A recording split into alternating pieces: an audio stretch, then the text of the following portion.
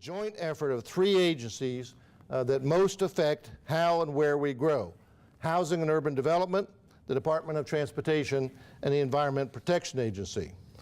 There's no better way really to tell what they are talking about than to give you the words of Secretary of Housing, Secretary Donovan's own words. And if you notice through that quote, I emphasize the last line there, that he believes that the goal can be realized, but only in a broader context of housing, transportation, and energy cost and choices that American families experience each day in the cities and suburbs. Linking these three functions together is something entirely different from the way it's been done in the past. They truly believe the need for interagency partnership that has recently been announced.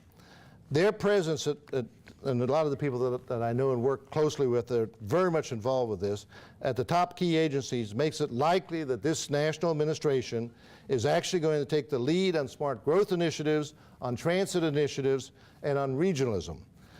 I expect the partnership will have a lot on its plate, but front and center will be the focus on the connection between transportation access and housing affordability.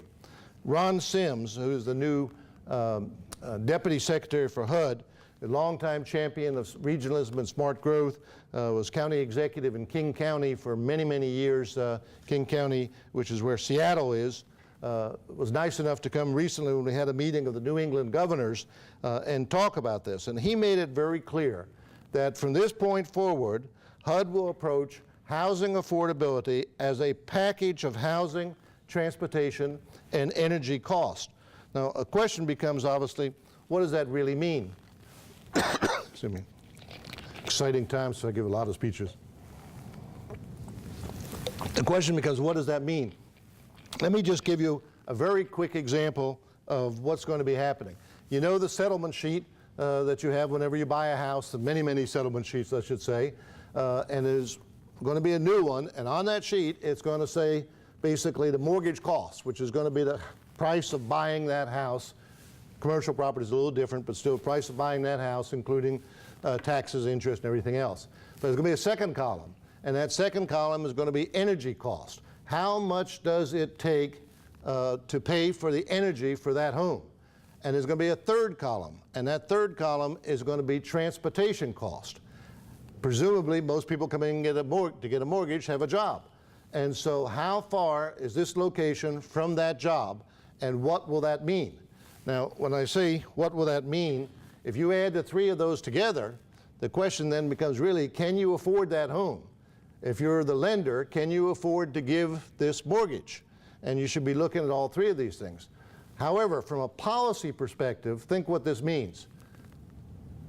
You start building energy efficient homes. Local governments start adopting LEED energy efficient green building because that makes them more competitive. It means that location becomes extremely important in terms of your ability to secure loans and other investment money. Now, they will go from the settlement sheet to broad public policy, which means state and local governments will need to answer the same type of questions as the individual home buyer and the individual loaner does. It's not a new idea for anyone who has balanced a family budget to think about these type of things, but it's really a relatively revolutionary approach for public agencies. Let me show you what this would mean in Nashville. This first map shows annual gasoline costs per household in Nashville for the year 2000, when gas was about $1.50 a gallon. The second map shows annual costs in 2008, when gas was $4 a gallon. The darker the color, the greater the gas expense. In those dark red areas, the average family was spending upwards of $3,600 a year for gas alone. Now, I note, by the way, the large light-colored areas in the middle, that doesn't mean they're all more affordable or anything. It just means that they did not have data available for those particular areas.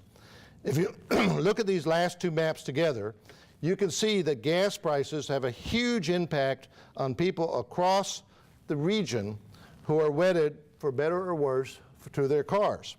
It also has huge impact in terms of how you do land use decisions, how you locate and where you locate transit, where you start making investments. The typical way of calculating affordability does not look at this type of information at all. Rather, we've generally assumed that housing costs alone, be they mortgage payments or rents, should not exceed 30% of a family's income. This pie chart represents the monthly median family income for Nashville last year, with 30% shown equals roughly a little bit over $1,000 a month. But if you look, the real cost of a home, including, if you could back up a little bit to the other, if you look at the second pie chart on that same chart there, the real cost of the home includes other items such as the function, location of the home, utilities, transportation, and so on. This second pie chart shows that when we add transportation and energy costs, the total cost of the home is really about 53% of the family income, something far above just about any guideline that people would recommend. When we begin to see the energy and transportation expenses as a part of the affordability puzzle, we begin to ask the really important questions. Is there a way to make energy and transportation less expensive? And that's when you start coming to the policy issues like energy efficient homes, energy efficient construction and reconstruction, the LEED system, about location decisions, about transit decisions, and so on. And as you go through those exciting policy choices, you should keep these in mind and realize what's going to happen as gas continues to go up. There are, by the way, jurisdictions in the country right now that are adopting procedures that all new building permits must be minimum LEED certified level. Iowa has just adopted a rule after the floods that all rebuilding with public money must be at LEED energy efficient standards. King County and Washington and Montgomery County,